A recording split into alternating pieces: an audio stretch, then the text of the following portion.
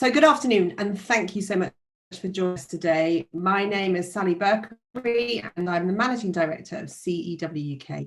From Glossier to Beauty Pie, Trinny London to Kylie Cosmetics, some of the biggest D2C brands have come from the beauty industry. And as you will all be aware by now, the events of the last 18 months have seen e-commerce advance by an estimated 10 years.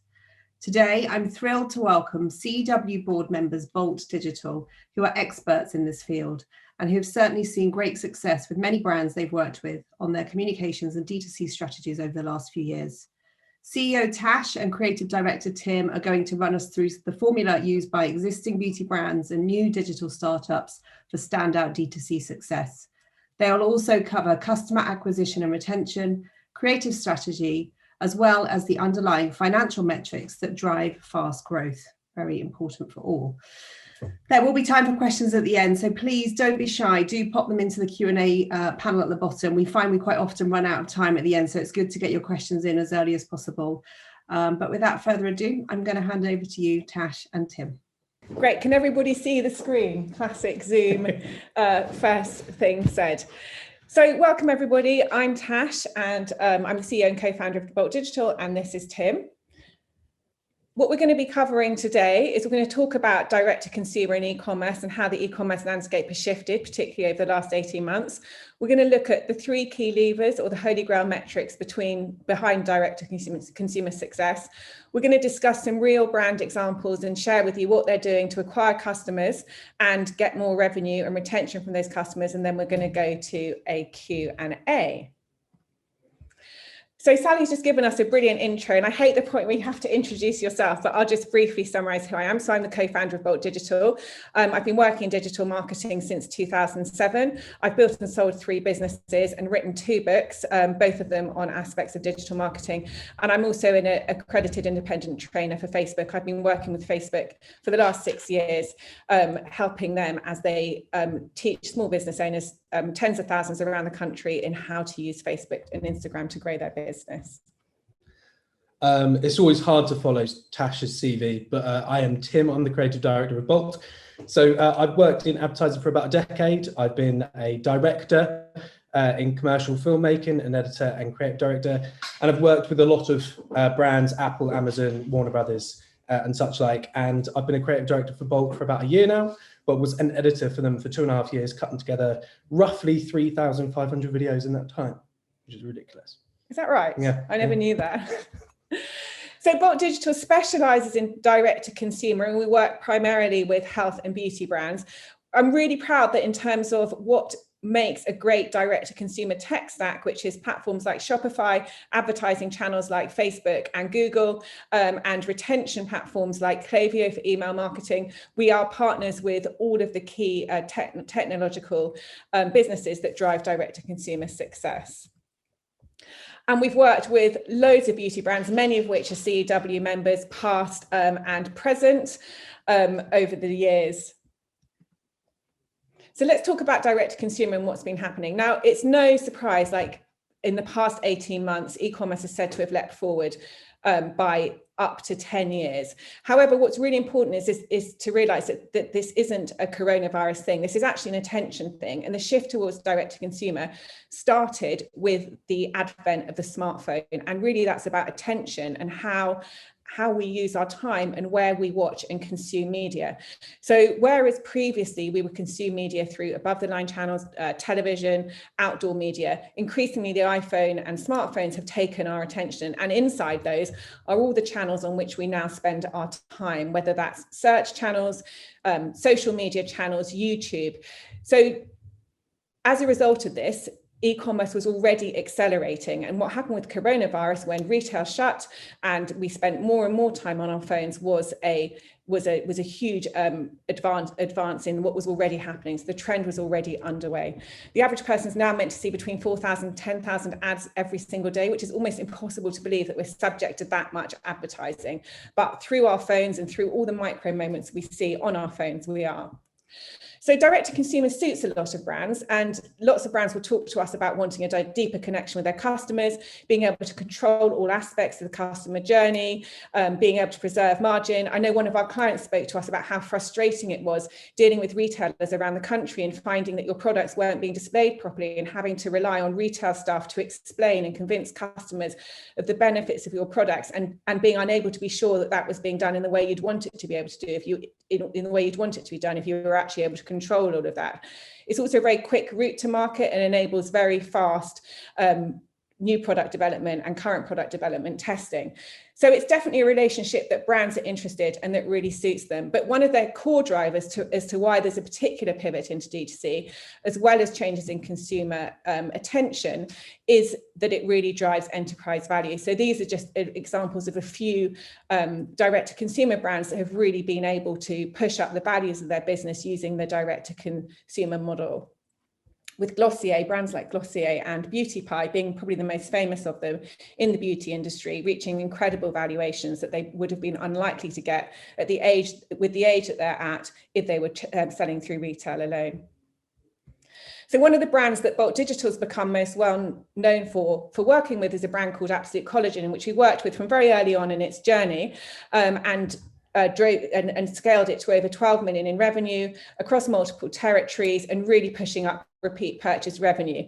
And a lot of people say to us, "Oh, can we do for them what we did for Absolute Collagen?" And what we're going to go into today is what we call the Holy Grail metrics. And there's certain hallmarks of a subscription brand that mean they are able to grow very, very fast, which we'll be sharing more about in detail. So not all brands have the ability to grow at the same pace as a subscription brand where customers return every 2 weeks. So it was brilliant to work with Absolute Collagen, but I was always very clear from the start that, it behaves in a very unusual way because of the type of product and the pace of consumption of that product. And if you look at different brands, i.e. hair brands or skincare brands, the customers don't go through the product at the same pace as they do a supplement brand. So every day people come and they ask us, how do they scale their brand direct to consumer? What's the time and resource they need to invest, and how fast is their brand going to grow? How much money are they likely to make over time, and what's going to be the return on their investment? What do they have to do to get to that? The bottom line is that tactically, in terms of all the things you can do in digital marketing, it's completely overwhelming. This is a tube map which we developed a couple of years ago just to show the volume of activity and things you can do online. And a lot of brands are stuck in what we call tactical overwhelm, where they're working through all of these things and thinking, we're doing this and we're doing that, and what about this, and let's do this, but without really knowing what are they trying to measure and where's it going to get them. Actually, if you look at the most successful direct-to-consumer brands, they focus on what we call the D2C Holy Grail metrics, or the 3 key levers. So all of that tactical activity is about actually getting results in 3 key areas of their business. We're going to be talking about those a lot today, but just to briefly summarize what they are the cost of acquiring a customer, the average order value, and the customer lifetime value.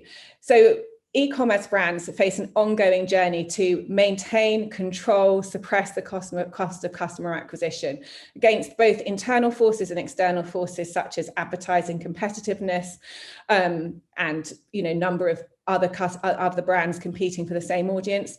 They face an ongoing challenge and goal to increase the amount that customers spend at first purchase, so that increase their average order value, and then to get the customers back, so to get the customers back more often, to spend more, so that the customer lifetime value increases over time.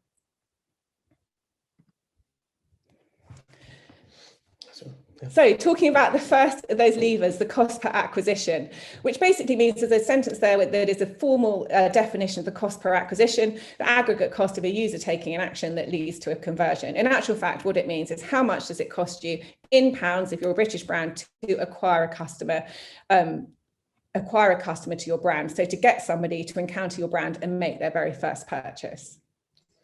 So the most difficult thing that every single brand that we work with have a level of difficulty in terms of getting the first point of contact, and how you might be doing that in terms of creatively messaging, whatever it might be. And the analogy that I like to use is obviously knowing the stat that you're going to see either 4,000 to 10,000 ads per day. What is it amongst your phone that is going to stop you thinking about that advert, that product, if you're a cold audience, have no idea about it. So there's a bunch of things that you can do. There's not one single answer to it. So we think entry perks, which we're going to touch on with a lot of brands who are doing that brilliantly.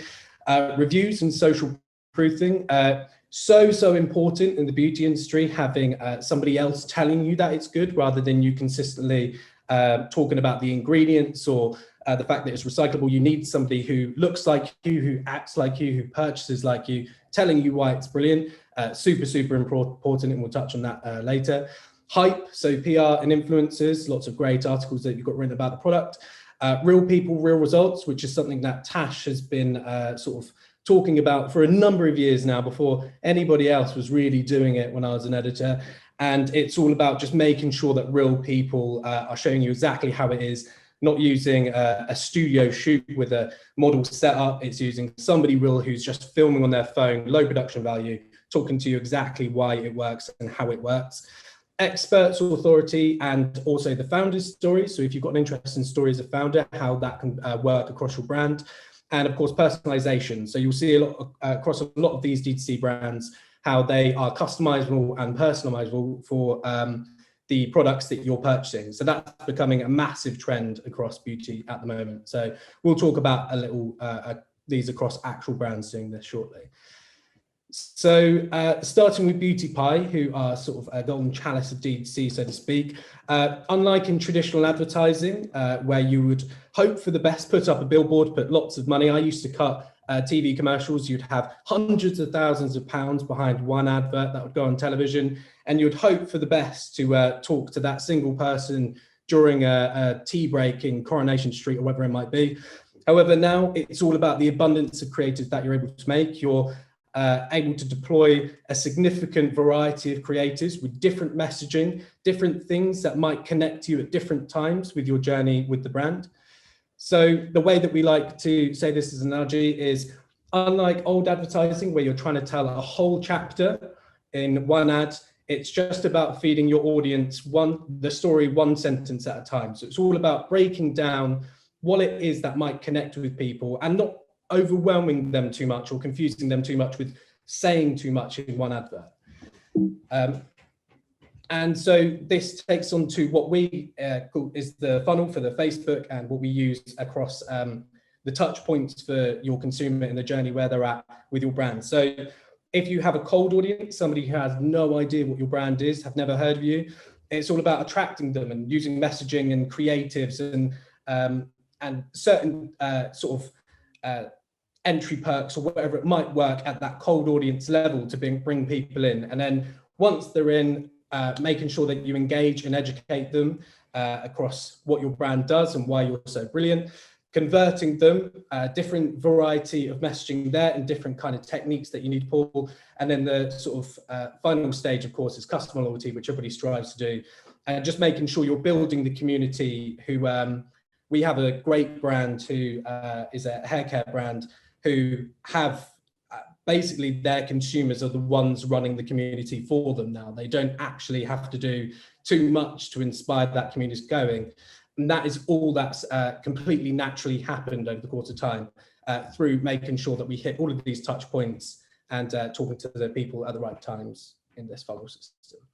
And through this, because the abundance of creatives that you need to be creating for D2C, we have a level of formatting that we put to it that we know work across all of them. So a couple of examples here on how to do it. Digestible lifestyle images, you know exactly what you're seeing, great for cold audiences, and also middle of funnel audiences who are used to your brand but need pushing it over the edge to convert. Press proofing, like we talked before, making sure that you've got the authority behind your products. How-tos and light-hearted ads and testimonials. So this is a collagen brand. We basically got a goat bobbing its head, which worked. Testimonials, real people talking about their results that they're having. And then a how-to, which is actually my brother's lovely child, Eden, who's walking us through how to use a product that is for sending children to sleep and by using a natural product, basically. So there's lots of interesting ways that you can do that, and lots of interesting variety of ads that you can push across the funnel system. So all of that's about basically getting people in, and typically they'll be coming in from a mobile phone environment. They'll be scrolling really, really fast, as we all do on our phones. We probably scroll faster and faster with each passing month. So we first of all got to stop them from scrolling. You've got to show them something that's bright and colourful enough, or has enough disruptive patterns to make them stop, look at it, get over to your website, and then take them through an educational journey to try and convince them to purchase, whether that's on your website or continuing via social platforms, whichever platforms you believe your customers are on or you're able to demonstrate they're on. The next of the Holy Grail metric, the second lever as such you can work with, is the average order value, which is all about getting customers to spend more at their first touch point with you. The reason this is so important is because of the fact that if you look at it, all brands have different abilities to acquire customers, which depends on things such as, are they really well known because they have a large retail footprint? Are they really well known because they've got collaborations going on with celebrities? But if you look at them benchmarked globally, then you know that in the beauty industry, brands can expect to pay, this is based on global benchmarks, between £15 to £25 to acquire a customer.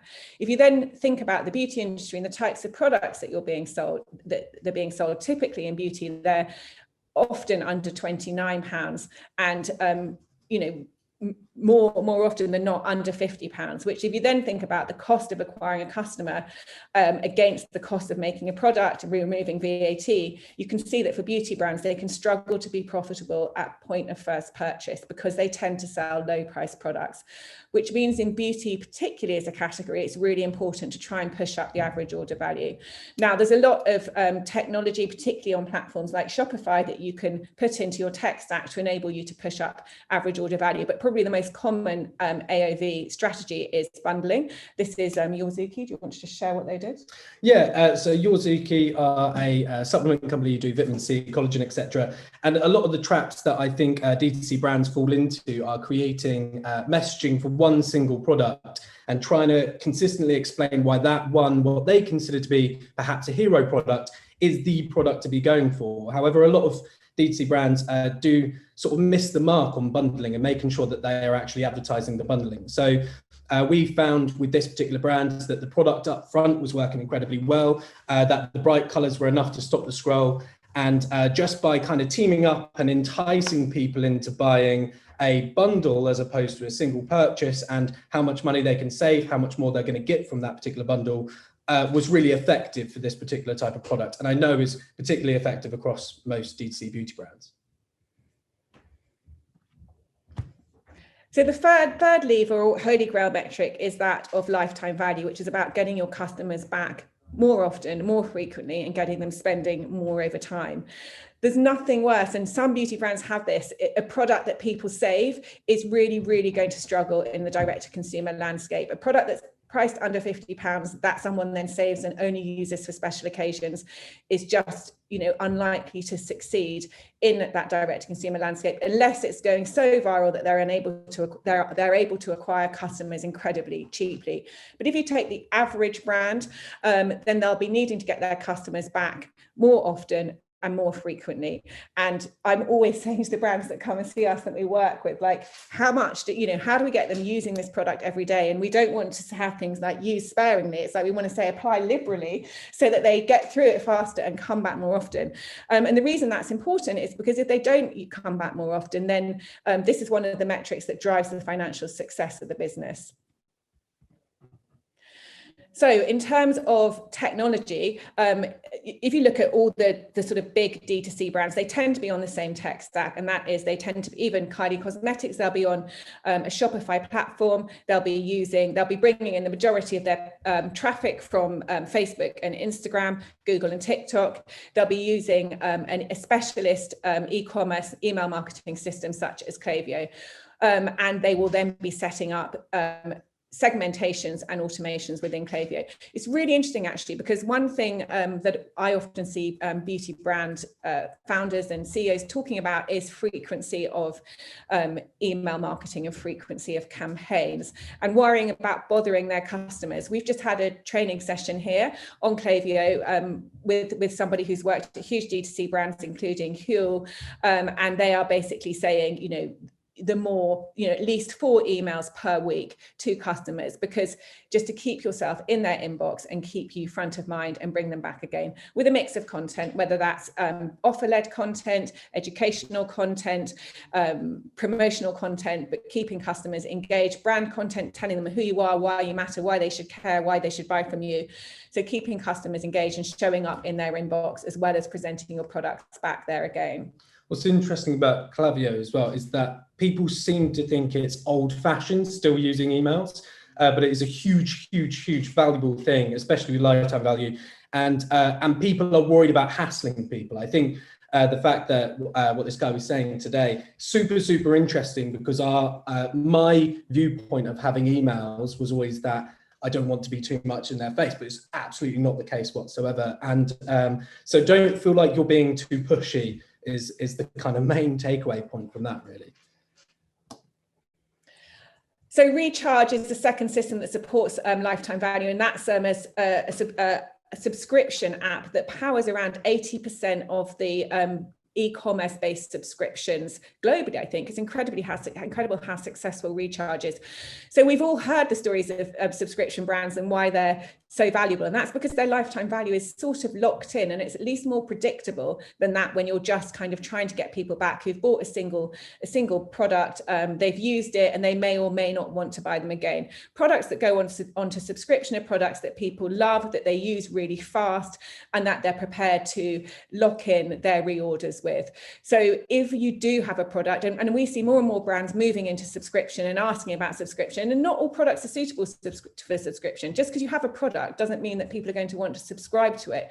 The products that are really working on subscriptions are ones that are very fast moving in their utilization rate, that are daily products, and that people really love and can fit into their routines. But if you do have those products, then locking people into a subscription, well, not locking them, but getting them on, because they can obviously unsubscribe, but getting them onto a subscription versus to drive lifetime value versus solely running email marketing campaigns to drive repeat purchases is a hugely valuable strategy. And in fact, we were speaking with Recharge the other day, and they were saying that the value multiples that subscription-based businesses get is significantly higher than those that are based around single product purchases. Oh, I just jumped a slide, didn't I? There you are. Thank you.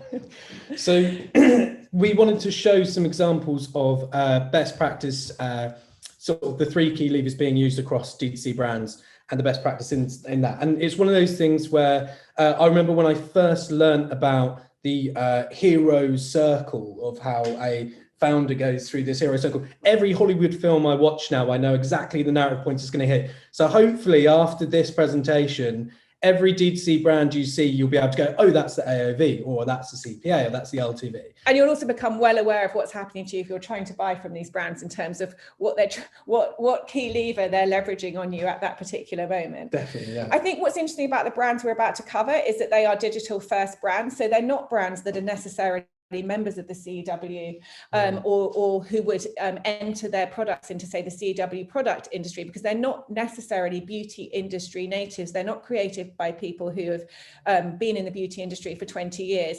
They're created by sort of marketing and D2C experts. So actually, Sally, afterwards, we can pick up on whether you know these or not, and bring them in to the CEW.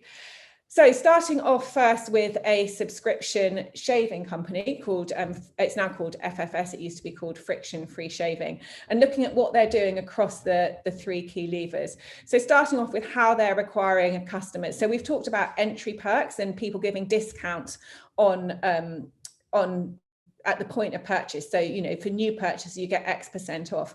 What Friction Free are actually doing is giving you a whole part of your product for free, which is the razor blade handle and its engraving. The subscription element of this brand is the razors, the blades themselves, whereas the handle is the part you keep. So you're basically able to get your starter set for £9, which is almost a complete no-brainer. And then you go through and sign up to subscription. As you do that, they separately, as you go through the checkout, because £9 is a very low price purchase, which means that this will be a brand, this is a brand that's built around lifetime value, as opposed to being built around being profitable at point of purchase. Nonetheless, that doesn't mean they're not trying to push up the average order value. As you go through the checkout purchase, you are offered complimentary products to help you as you shave, as well as upsells, and they've also gone into new product development and brought out additional ranges. In terms of the lifetime value, it's locked in via customers going via an app like Recharge and subscribing to having the blades redelivered every 2 weeks, 4 weeks, 6 weeks, or 8 weeks, or whatever it is that they prefer to do. Skin and Me, I'm not sure how many people are familiar with this. It's my absolute new favorite product. So the super interesting thing about Skin and Me is I think they're a lesson in personalization and social proofing. They haven't got so much on the average order value. That's because of the nature of the product. So you send a picture of yourself and your skin issues to them. They send every month a little tube, which has this very fancy click thing that gives you the right amount of cream that you need. So you know just by the end of the month, you're going to be running out and something's going to be coming in the post. You get your name on the cover of your little piece of packaging, which is a really, really nice touch. And the level of influencers and social proofing and reviews that they use across the brand is absolute best practice, and it should be go to see why they're so brilliant and that kind of stuff. So with the lifetime value, obviously it's the subscription, but they have a great referral scheme where they inspire people to invite their friends and get them £5 back. And for them, and a cracking. I mean, also on lifetime value, what Skin and Me are doing is giving a month for free once you reach month 4 or 5. So we know that for brands, there is a customer lapse point around 2 to 3 months, as in you buy a product, you use it. You really, as a brand, you really need to try and get that person back, the first purchaser back within the first 90 days, which is tough to do for a lot of brands. So what Skin and Me do is they're giving you the first month for £3.50, so basically giving you the product for free, and then they recognizing the lapse point that's likely to come and needing to get the LTV from you because of the fact that they will not have acquired you profitably at point of purchase. They're then saying, if we can get you to month 4, then you get another free month. So that's something that's relatively new in D2C, but we're seeing a lot more brands do. And it actually tells you a lot about the brand. It tells you where they really need to get you to in order for, the business to be significantly scalable. So it's always interesting when you see that, you'll get month 5 or 4 for free, because it tells you a lot about their strategy and what they're doing and how they're operating from a business point of view. So this is Hey Bud. Again, this is they're super interesting because they're not actually a heritage brand, and they're competing with a lot of heritage brands by D2C. And through the effectiveness of their techniques, they are absolutely smashing it. They're using the 3 key levers, which I like on their website is in very short amount of time. You can see exactly where they're being used. So they're using a lot of social proofing, which is hugely important, testimonials, reviews, the authority of articles. They use some, for the LTV, they have a subscription service, which is immediately straight in your face, save 22%. And they have a great little spinny wheel, which for millennials particularly love to play on a little thing on a website, which gives you £10 off or 10% off. Is a great tactic to use across D2C. And the average order value, they have an abundance of bundles. Again, always on the website is giving you the exact reduction of what you're getting, the great deal that you're getting across Hey Bud. Their ads library for me as a creative director is huge and very varied, and they are a great example of that. So. Yeah, in fact, one of the things that I would say and recommend people do it with Hey Bud is look at their ads library, because it's very, they are not, as you said, they're not a brand that's been in the market for that long, but they've grown incredibly fast. Their ads library itself is very clickbaity in terms of, and very modern in terms of they're using news articles, they're using meme style ads. There's a lot of customer testimonials and reviews. So for me, it's almost an exemplary creative strategy for acquiring customers at scale using social channels. And for a lot of brands, it will look very different to what they would have done. If you're a heritage brand and you're watching this and you've been in the market for say 20 years, you would look at an ads library like Hey Bud and think, well, this is kind of so out there and it's radical and it's wouldn't be possible for us. But then you'd find out about their growth and you'd be thinking, okay, that's really interesting, because what they're doing is they're focusing on stopping the scroll, getting people in, hitting people with like, oh my God, everyone else is using this product, why aren't you using it? So I do recommend that people look at that ads library, which you can see via their Facebook page. And also they actually only have about 4 products in their range. They're very clever. I know, with the bundling, bundling up into loads of different options for purchase. And then Paula's Choice Skincare is another brand that we look at. So with lifetime value with these, particularly interestingly, they do a lot of email marketing. They only have a frequency of 2 emails a week, which for some people might sound like too much, but is actually a really good amount to continue the community of that brand, to continue educating people and making sure that people are coming back again and again and again. With their CPA, again, they've got the entry points of a discounting, so 15% off. And with their average order value, they have, again, an abundance of bundling. And yeah, another great brand to look at for this. And Paula's Choice do it well because they've been around for a long time. So they do have a sort of, history and position in market. They're pivoting into D2C whilst not going to Hey Bud or to D2C, which they as a brand might find unpalatable, but still maintaining the basic benchmarks, i.e. we're going to send emails twice per week, no matter what. We're going to bring in new customers on a discount, and we're going to try and sell them more at first point of purchase. So before we go to Q&A, we're just going to quickly share a spreadsheet, which we have a live version of the spreadsheet. So if anyone wants to discuss it with me, they're welcome to connect with us afterwards. But what we're looking at here is how, so this is actual figures from anonymized brands, looking at their CPAs, their AOV, and then the customer lifetime value. And basically it enables you to see, and also in this, we've got the margin of the product shipped to customer. So you can see that on a CPA front, these 4 beauty brands, and this would be their CPA sort of averaged over a period of time, have different CPAs. And it may be that although as a brand you might have a goal to suppress your CPA and reduce your CPA, it may just be that, and it often is, well, that is your CPA. And the reason that is, your CPA is always going to be £25. You'll have good days and bad days, etc. But the reason it's going to be £25 is because of the velocity at which your product sells. And that is just how your CPA is going to be. So once you know that, if we look at, say, let's take this brand here, the first brand in brand 0. So their average order value is £26 and a CPA of £12 with a low margin, which means, and we're looking at all of these on the same customer cohorts, groups of customers coming in, 1,000 customers each time coming in. So this brand here will lose money based on acquiring those customers, 1,000 customers with a £12 CPA at an average order value of £26. They will be losing money after the product shipped to customer. What they can do is use bundling to push that average order value up. However, they know what their lifetime value is, it's £54. So therefore we can look at the profit contribution of those customers over the next 12 months. And you can see that those 1,000 customers will be contributing £21,000 in profit. Now, this to me is a brand that has to have work on it. The CPA is really good, and based on benchmarks globally for beauty brands and all the brands we've worked with, it's able to acquire customers.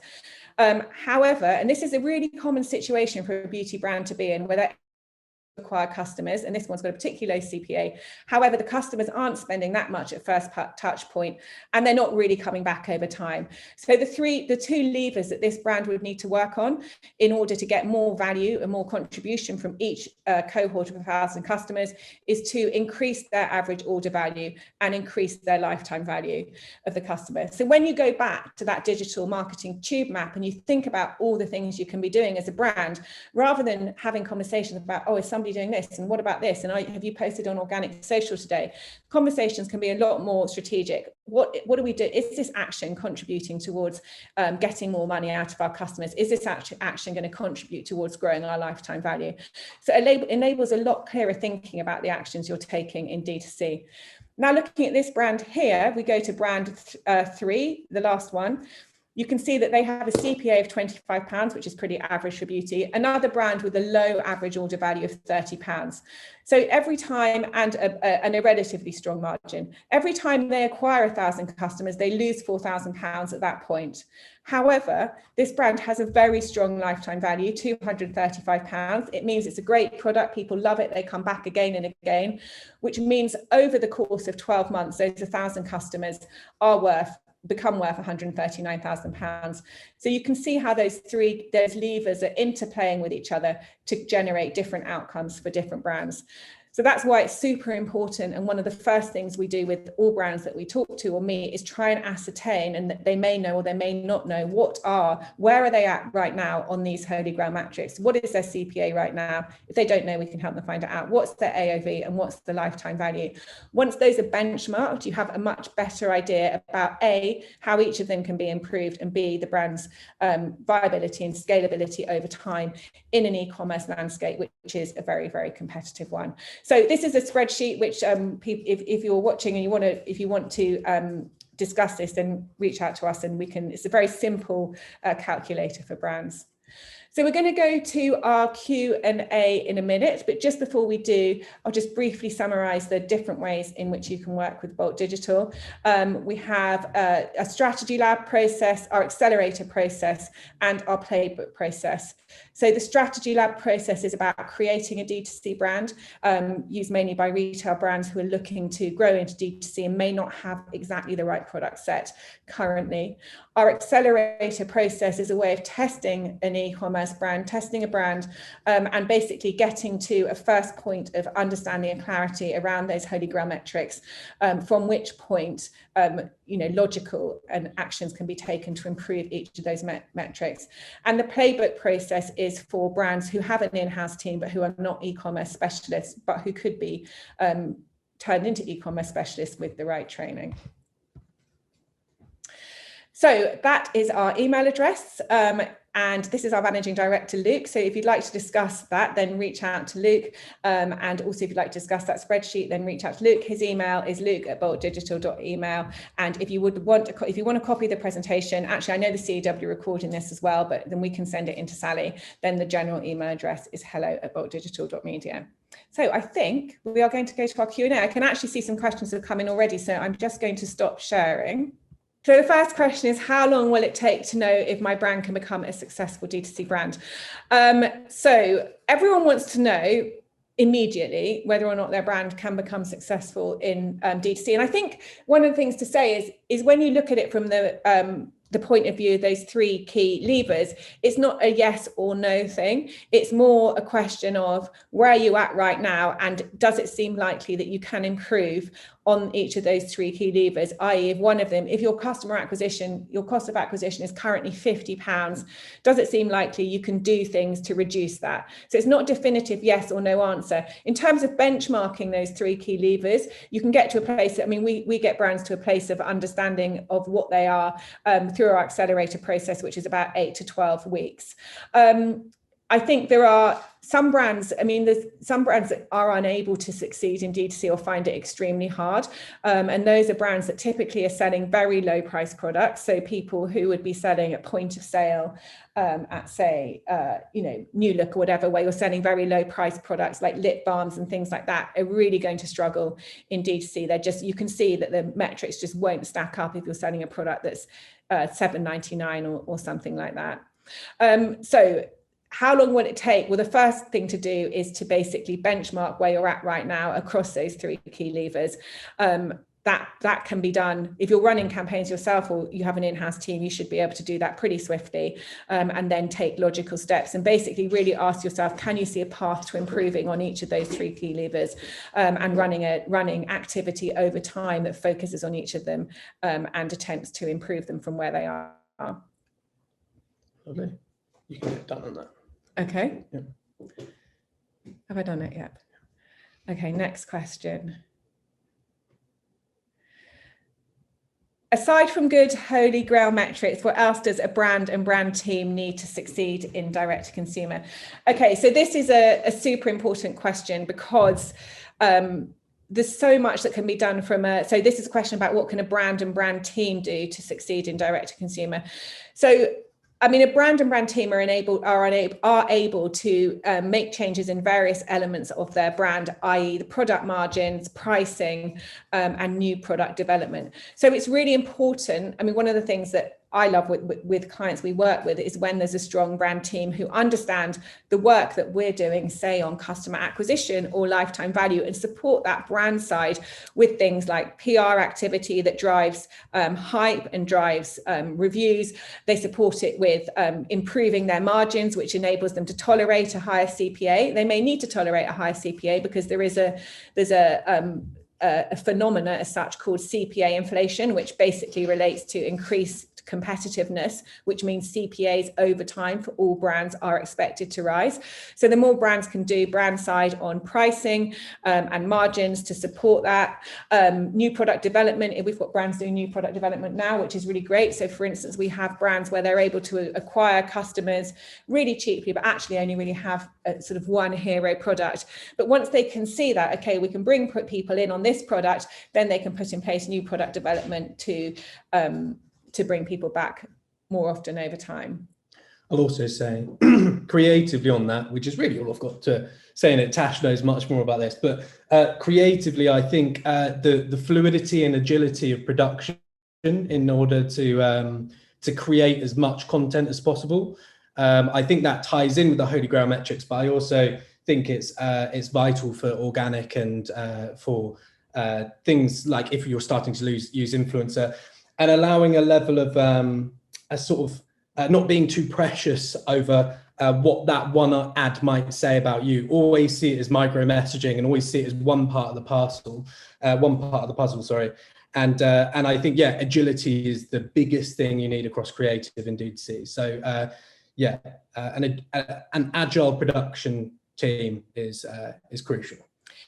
And I think actually we're now going to come out with loads of things brand side that people can do.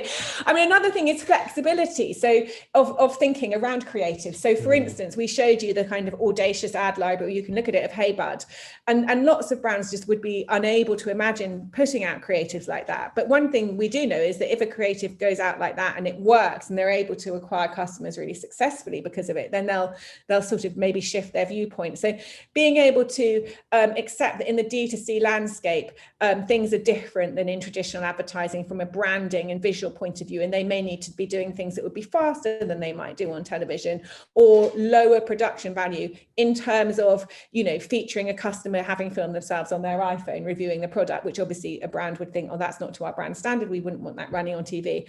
In a digital landscape, it's different, and it's about having a flexibility of mindset to then test it and see if it works, and if it doesn't, it's just turned off, and that's sort of where it gets to. There was another thing I was thinking about brands. Oh, community management is super important brand side. So, you know, people responding to all customers one-to-one. There's no doubt that the most successful brands we work with have in-house a community manager who is responding to all customer questions, comments, whether they're commenting on organic social posts or commenting on adverts one-to-one. That's super, super important. And actually it helps. Having lots of comments on ads also helps campaigns perform better. This one's a good question, which we got asked quite a lot. Gemma. So Gemma's question is, we've used lots of discount examples, sign up hooks, discounts with subscription, discounted bundles, but what do we suggest for non-discount brands? Gemma, I'd love to know what brand you're from so that I can give a sort of clearer answer. Look, I think the bottom line is it's really, really tough. You're in a very e-commerce and especially D2C now. Oh, Gemma's from Dermalogica. Okay, so Gemma, you should have quite a lot of force behind your brand in terms of people are naturally excited to hear from Dermalogica and you know, like your product. So you have that sort of, sometimes we talk about, oh, they just need, so if you take a brand that's not as well known as Dermalogica, it'll be like they don't quite have that velocity behind, they don't have the positioning in the market or the market share, so it's harder for them. So I would expect for Dermalogica, you'd be able to acquire customers at a really good CPA.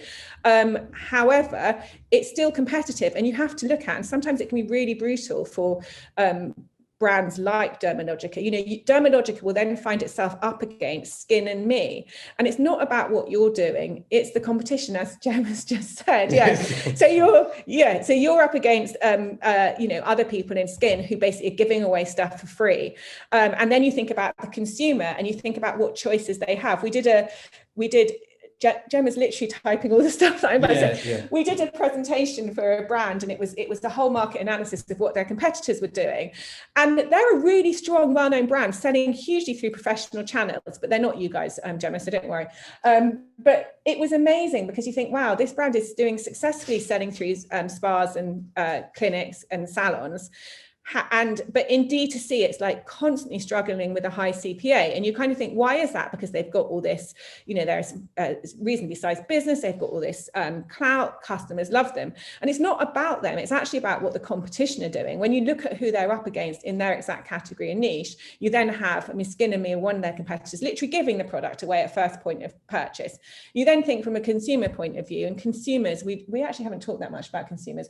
I always think they're pretty, they're always looking for the next best thing, and their heads are often turned. So you then think, if I'm a consumer, am I going to try the free product from over here, or am I going to try this one that might have good reviews in spas and salons, but I don't really go to those places. So it is really hard. So Gemma, I would think that hopefully you guys have a strong CPA. I don't know in terms of if you never do discounts and whether or not you just have to think about what other value can you have, or how can you build enough hype or virality around your product, which you probably have through media endorsements and influencers, that you don't need a discount. It's the whole, we talk about everyone's, what is it called? This product, it's like the whole this product broke the internet, everyone's going crazy for. What's that? Everyone's talking about. Everyone's talking about. So we have a format, and a creative format called Everyone's Talking About, and that's about building hype to make it look like everyone's talking about it. Because if everyone else if you can make it look like this product's broken the internet, or everyone's talking about this product, then you don't necessarily need a discount. So in the advent of a discount, I'd recommend building significant hype, which I think you should be able to do. And also testing against the messaging that you think might work against that audience base. I think the things what Hey Bud have in abundance of creators and the best practice that they're doing across the levers probably don't have in the level of trust or kind of emotional value that the consumer would have with you in comparison to Hey Bud. So I think that type of messaging can certainly be kind of pulled in your favor. And I think it's about testing that against other opposing messages and allowing yourself to test against those messaging to find out actually which one is connecting with people and which one is getting you over the line compared to the likes of Hey Bud amongst the 10,000 ads that people see all day. So yeah, that would be my 2 cents of it. But I agree with you, it is very hard to shout amongst the noise, just in general, I think, actually. I just have to answer this question. Who cut your hair, Tash? It looks great. I don't know who asked that question, but I will say the person who cut my hair is Michael Van Clark, who is one of our clients, who has a salon-based business and has grown it D2C. We've been working for over a year now. But one thing I will say about it, and you should look at the Michael Van Clark website and brand, and it probably is Michael asking this question now, actually. So if it is, Mike, you did an amazing job. I love my new haircut. But that is an amazing, Michael Van Clark brand is an amazing illustration of a brand that is lining up all the Holy Grail metrics really well in terms of their average order value. The CPAs are reasonable, the average order value, and then really, really pushing up the lifetime value to get customers back through both massive progress and action on Klaviyo and also new product development. Michael Van Clark, a good illustration of a professional brand pivoting into D2C and doing well. This seems quite. Yes.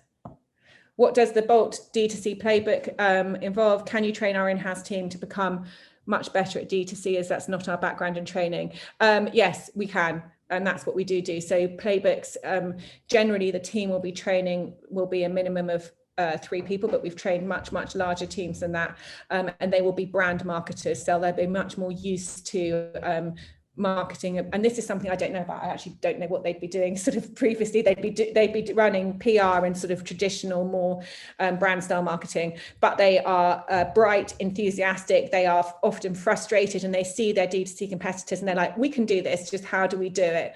And they are we train them over a 10 to 12 week process to take train into them all of the processes, financial thinking and customer acquisition that we do here into in-house teams. We just came off the back of one which was in Germany, and I've never seen so many happy faces at the end of it. it felt like the whole weight had lifted after we had trained them. So I think it is a really good product and process to actually follow. And it was also good doing it in Germany because I learned German. You learned. couple of words to make the meetings good. Right. Okay, so another Gemma, is the accelerator open to indie brands or just established brands with more significant budgets? So yeah, I mean, Gemma, we work with different size businesses. So if you get in touch with Luke and we can find out more about who you are, then, but yes, definitely it is. Right, here's a good question. Oh yeah, I'm going to come on to TikTok. So can you let us know what's typically involved in CPA costs? Is it all paid advertising or do you include production costs? Okay, so in our spreadsheets, we in the way we model values of cohorts of customers, we remove production costs, as in, are you talking about product? I'm assuming this is product production costs, not media production costs. So so they're removed. In CPA, we take as a measure of the stuff that of basically all paid advertising against total number of new customers acquired by the brand. So that's in the models we run here. Obviously, we work with brand teams and they may want to add in additional lines into the CPAs, i.e. they may have other activity going on with different agencies such as SEO. But at its base point, it's advertising, total cost of advertising against all new customers. Now, new customers are not only coming from advertising, they'll be coming in from other routes as well. However, it's just a useful metric of looking at, of being able to give you some sort of ability. And again, we've got spreadsheets that do this to look at values of cohorts, how many people you can expect to be in each cohort, and then how that's likely to play out over time. Lovely. I'm just going to type into here Luke's email so that anybody okay about the product. You can look through the questions if you like.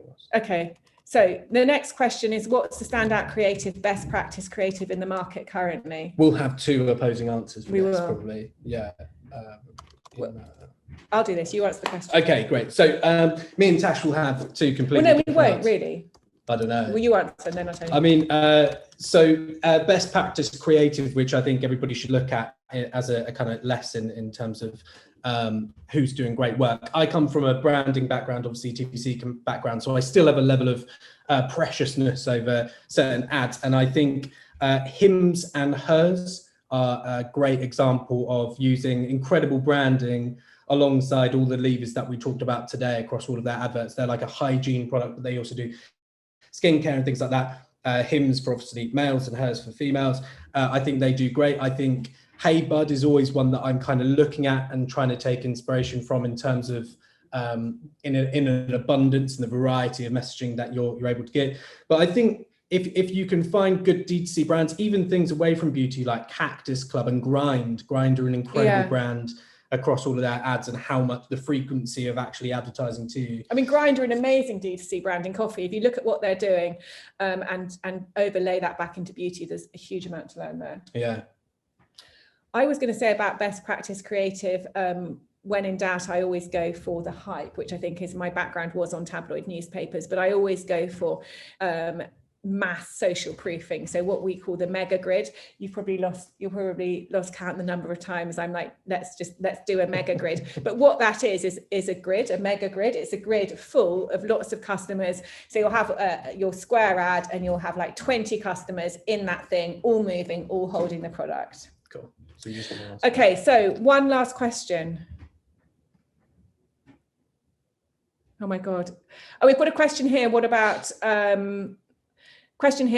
TikTok? So TikTok, I mean, I think it's always really important to just look at where attention is, where people are spending their time. It's like, if people are spending their time walking down Oxford Street, you want to have your shop on Oxford Street. People are spending their time on Facebook, you want to be there. So TikTok's become a bit like a side road off Oxford Street. People are spending time there. We've got campaigns running there. It's what we'd call a secondary social platform. The main campaigns that drive revenue, and we see this over the years, and this is the case right now and will be for the foreseeable, our Google, the main channels that drive revenue, are Google, Facebook, and Instagram. However, TikTok is quite a basic channel in terms of its functionality. However, it's a great fun channel that people are spending their time on, and it's very low cost for advertising right now. So it's what we'd call a secondary social channel. We would want brands to be established and to have significant spend going through Google, Facebook, and Instagram, which are proven revenue drivers, and then looking at secondary social channels such as TikTok and Pinterest and Snapchat. And creatively for TikTok, I don't think you should probably, I mean, it is a very native platform. Everybody on TikTok are basically filming themselves. There shouldn't be a production value really to TikTok. I think if there is, people, especially the younger people who are using TikTok, have a complete understanding and almost invasiveness of feeling sold to. So unless it's shot natively, unless it's a real person doing a real advert, I think there's no point putting money behind it in my kind of grandiose kind of way. I also think that I think everybody who's looking for the death knell of the influencer for their own variety of reasons. I actually feel like TikTok has given a massive lifeline to influencer, and I think influencers are going to be using TikTok for a couple of years now, until the next thing comes along, and they will be hugely important for particular things like CPA and just as content producers themselves, which you can repurpose across your paid socials. So I would say for TikTok, the proof is in putting really influencers and real people, super, super vital, and don't be too pushy or salesy on it, because the millennials will come after you. That has been proven. But the final thing to say is that any D2C brand always has to expect change. There's always going to be things changing. It's a landscape which is basically controlled by these platforms, Google, Facebook, TikTok. They're able, Apple, which is obviously the device upon which these channels sit, they're able to make changes just like that. They're able to shut down your account, from one extreme to another. So as a D2C brand, you should expect change, and you should expect new channels to come along, and you should be thinking, right, we'll give that a go. So Sally's just come on. We didn't get to answer all of the questions. Do please carry on. Just if there's anything that you just feel like you want to get off your chest, do it. Like, I'm not rushing. No, I think the thing is, I think that, as we've discussed many times, Sally, D2C is very hard and competitive. And I think for a lot of brands that we know and love in the British beauty industry, they've been around for a long, long time, and it requires a huge shift in how they are operating to master D2C. And at the same time, there's some very nifty competitors coming up in that space, such as the Hey Buds and Glossier, Beauty Pie, etc., who are doing incredibly well. So it's an amazing channel, one that drives real enterprise value for brands, but it's a very fast changing one, and brands tend to need a lot of support as they move into it. Thank you all so much for joining us this afternoon. I'm very happy to say that this is the first in a series of events that we're going to be doing with Bolt Digital, so you will have further episodes of this. I think the next one is in early September, and we're doing it with Klaviyo, so that'll be a continuation and development of what we've talked about today. I know we're going to do something on TikTok as well. If there are any questions that you have, obviously you've got Luke's details, you've got Tash and Tim's details, and you can also email any questions via CW. These are the kind of events that we love doing to support all of the businesses that are part of CW to have access to experts like this. So we're really grateful to you both for your time today. I've got some housekeeping because the team will kill me if I don't say. So first of all, please remember that if you haven't entered our CW Accelerate program, this is closing very soon. It's free to enter if you're a member of CW. It's an amazing enhanced mentoring program. You'll have access to Mintel. You have more access to Tash, I believe, as part of it. And experts in finance and legal and packaging and formulation and all the rest of it. So do take a look at the website on that. The Beauty Awards, the voting closes this Friday. So if you haven't yet had a chance, I know lots of people have already done it, but if you haven't, please do vote for the awards. And just a reminder that the Beauty Awards lunch is on the 24th of September. We're so looking forward to seeing everybody back. Hopefully the direction of travel for everybody in terms of the pandemic is better now. And we'll look forward to seeing you then. The tickets for that will go on sale in the next couple of weeks. And I think that's it for now. We're going to have a break for August. We're hoping to get away for a few weeks, but we will still be at CW. So do keep in touch with us. We've got a very, very busy autumn of events starting that first week back in September. So we'll be emailing. And if you don't follow us on social, take a look at our social channels as well, where we'll also post info on the events. But for now, thank you, Bolt. Very nice to see you. And thank you, everybody, for joining us. And we'll see you soon.